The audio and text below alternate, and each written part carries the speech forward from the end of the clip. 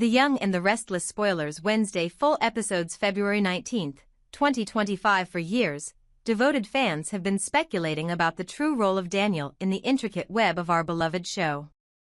His character, shrouded in mystery and lingering pain, has always seemed more like a ghost, a presence felt through quiet glances and pained memories rather than bold actions. Since Heather's tragic death, Daniel's heart has been consumed by nothing but a relentless, burning hatred. His eyes, once filled with hope and compassion, now mirror a soul that has lost its way in the labyrinth of grief and vengeance. Yet, despite this fierce inner turmoil, Daniel has achieved little beyond simmering resentment, a man trapped in the mire of his own sorrow, his potential as a force in the Newman vs. Jabot war left untapped. Many wonder, could Daniel, a man whose every fiber is steeped in unfulfilled promise, be roused from his self-imposed slumber by Victor's cunning manipulations? Victor, ever the master strategist, has an uncanny ability to detect the hidden ambitions and vulnerabilities of everyone around him. Recognizing the untapped fury within Daniel, Victor sees an opportunity, a chance to forge him into a formidable weapon against Jabot. With a few well-chosen words and a display of power that only Victor can muster, might he awaken the dormant warrior in Daniel, compelling him to finally take an active role in the escalating conflict between the ruthless Newman Empire and the determined forces of Jabot? The possibility lingers in the air like a promise of chaos and transformation, a twist that could finally allow Daniel to fulfill the destiny fans have long envisioned for him. Meanwhile, the battle lines are being drawn in other quarters. In a secluded room far from the prying eyes of the boardroom, Jack and Kyle have been huddled together in a relentless quest to devise a strategy to defeat Victor once and for all. Their approaches to this daunting task, however, could not be more different. Kyle, with the vitality and audacity that only youth can provide, is eager to dive headfirst into the fray. His heart beats with the fierce rhythm of battle, and his energy seems limitless, a stark contrast to the wearied pragmatism that now defines Jack. For Jack, every conflict is weighed down by the heavy burden of past losses and the scars of previous encounters. He knows too well that open warfare against Victor could lead not to victory, but to catastrophic defeat and devastating collateral damage. Jack's belief in the power of diplomacy and cautious negotiation is rooted in the bitter lessons of history. He is convinced that only through peace, and a carefully calculated strategy, can the enemy be truly neutralized. Kyle, however, refuses to be swayed by Jack's cautious counsel. "We have to fight now," he exclaims with a fiery determination, his voice echoing with the resolve of a man who believes that the only path to justice is through the heat of battle. His youthful idealism clashes with Jack's seasoned realism, setting the stage for an internal conflict that mirrors the larger war raging between the titans of power. For Kyle, every setback is a challenge to be overcome with raw strength and unbridled passion, while Jack's measured tactics emphasize survival, strategic withdrawal, and the eventual reclaiming of lost ground. This stark divergence in philosophy not only complicates their alliance but also casts a long shadow over their collective ability to confront Victor's might. As these battles rage on, both on the corporate battlefield and in the hearts of those caught in the crossfire, a more personal drama unfolds off to the side. Nate, a voice of reason amid the chaos, has grown increasingly critical of Damian's relentless cruelty. Nate's disapproval is not born of mere office politics. It is a deeply personal lament for a man who has lost sight of compassion in his quest for power. "Why can't you at least visit your mother in the hospital?" Nate chides, his words carrying the weight of regret and sorrow. In his eyes, Damian's actions have become too brutal, too detached from the human cost of his ambition.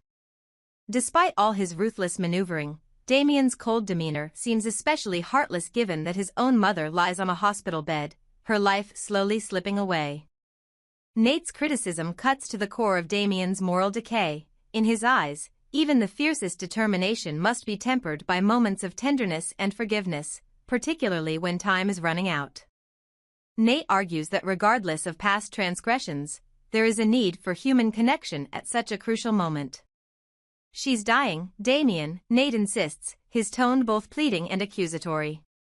"Is it so hard to show some remorse, to put aside your ambitions, even if only for a moment, and sit by her side?"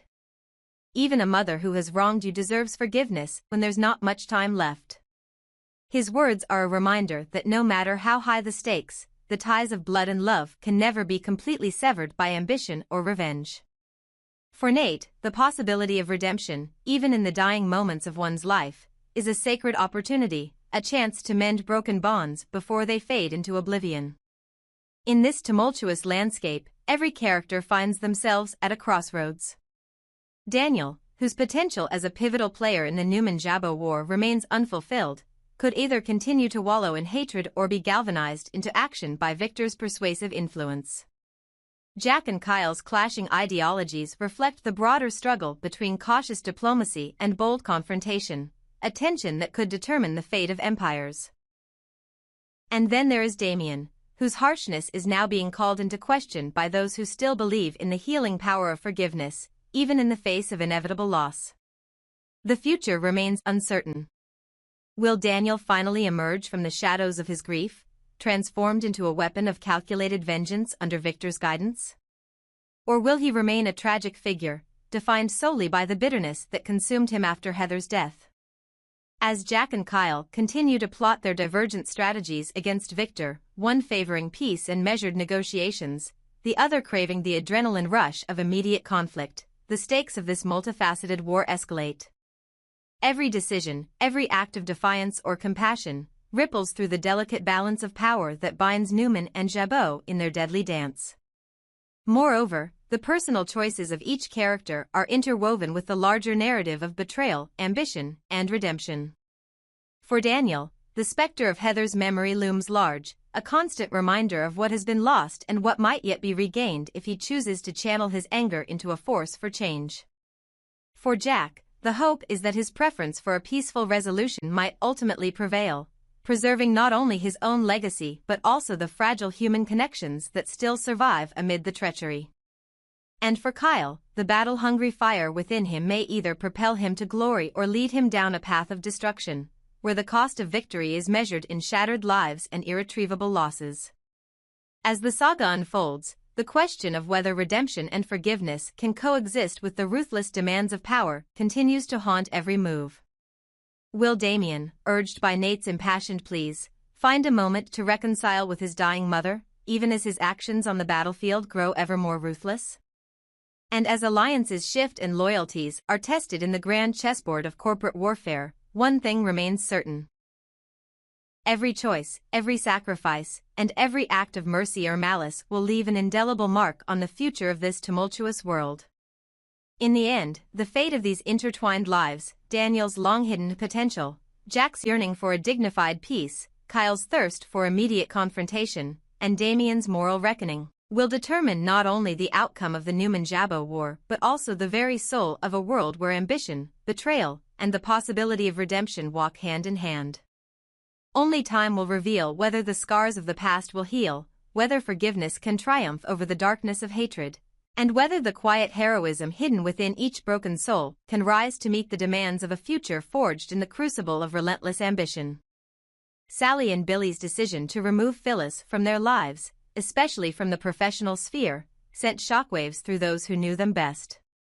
It wasn't long ago that Phyllis had been instrumental in helping Billy manage some of the trickier aspects of his career, leveraging her flair for creative problem-solving to pull him out of more than one crisis. Now, with Sally's jealousy reaching a boiling point, the couple had reached a grim conclusion. Phyllis had to go, one way or another. A brewing conflict. Sally, who prided herself on being fiercely protective of both her personal life and her professional ambitions, found herself increasingly resentful of Phyllis's continued presence. To her, Phyllis was more than just a business associate, she was a disruptive force that seemed to hold an unspoken influence over Billy's decisions. Sally couldn't help but notice that every time Phyllis and Billy were in a room together, they shared a rapport that went beyond mere professional respect. It was a connection built on years of navigating personal and corporate minefields, and Sally interpreted every lingering glance and every inside joke as a threat. Convinced that Phyllis harbored her own agenda, Sally laid out her argument to Billy with determined finality. "I don't trust her," she said one night, her voice trembling with pent-up frustration. "She's cunning. She'll keep taking advantage of you, and you'll never see it coming. Billy, caught between his loyalty to a woman who had repeatedly proven her worth and his desire to appease Sally, found himself torn in a whirlwind of conflicting emotions. Phyllis fights back. Phyllis, for her part, met the news of her impending dismissal with nothing short of incredulity. She had dedicated countless hours to ensuring Billy's success, sometimes at the expense of her own prospects. Whether orchestrating deals behind the scenes or smoothing over public controversies, she had become an invaluable member of Billy's inner circle. So when Sally hinted that it was time for a change, Phyllis interpreted it as a direct attack on both her professional standing and her personal legacy. "This is absurd," Phyllis snapped during a tense meeting, her eyes blazing with indignation. "I've been here for you, Billy, through every scandal and every setback. You think you can replace me that easily?" Though she managed to contain her anger for the most part, it was clear she would not be going quietly. Phyllis had spent a lifetime perfecting her survival skills. A mere threat from Sally was not going to drive her away from something she had built from the ground up. Billy's inner turmoil. Billy, always known for his impulsive nature, found himself unexpectedly paralyzed by the gravity of the situation. On one side, he felt indebted to Phyllis and admired her for her unwavering commitment. She had proven her loyalty time and again, using her wit and cunning to solve problems that often required unconventional thinking. On the other side stood Sally, with whom he was forging a new path, both personally and professionally. She was ambitious, bold, and exuded a spark that Billy found irresistibly compelling. Yet, the question hung in the air, was Sally truly ready to take Phyllis's place? Yes, Sally was creative and diligent, but did she possess the sheer resilience and fearless tenacity that Phyllis had demonstrated countless times? Could she handle the numerous landmines that came with the territory, especially in an environment as cutthroat as this one? Billy couldn't shake the worry that by cutting ties with Phyllis, he might be losing a strategic ally he would sorely need in the battles to come. Sally's perspective. Though Sally was convinced that Phyllis represented a dire threat, she also harbored private doubts about whether she could fully match Phyllis's abilities. After all, being wary of someone's intentions doesn't automatically translate into having the skills to replace them. Sally realized that Phyllis, for all her perceived malicious intent, was quite good at what she did. She had a knack for turning chaos into opportunity, and it was this very knack that had endeared her to Billy. Simultaneously, Sally's jealousy was colored by a realization of just how much harder she might have to work to truly fill Phyllis's shoes. It was one thing to resent Phyllis for her closeness to Billy, it was another matter entirely to take on the monumental responsibilities Phyllis had balanced with apparent ease. Clashing agendas. As the tension escalated, Billy found himself bombarded from all angles. Phyllis refused to exit quietly, threatening to expose what she deemed unfair practices if she was forced out without proper justification or severance. Sally, conversely, urged Billy to stand firm, insisting that a clean break was necessary if they were ever to move forward. The office corridors buzzed with speculation. Would Billy make a clean cut and install Sally as his new right hand, or would he attempt to broker a truce that allowed Phyllis to retain some semblance of her position? Phyllis, never one to remain idle in the face of adversity, began to mount her own defense. She held private discussions with potential allies, reminding them of her history of success and touting her unique skill set. Some were drawn to her charisma and track record, others feared the wrath of Sally if they aligned themselves against the new regime. The predicament placed everyone in a precarious bind, faced with a choice between supporting a proven ally or courting favor with the woman who might soon control the power structure.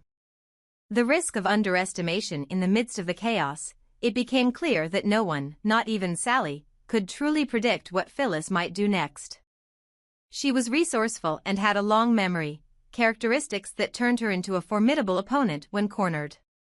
There were rumors that she had dirt on key figures, information she could use as leverage if pushed too far. For Sally, the clock was ticking. If she wanted to succeed in removing Phyllis, she would need to move quickly, decisively, and with enough cunning to outwit a master manipulator.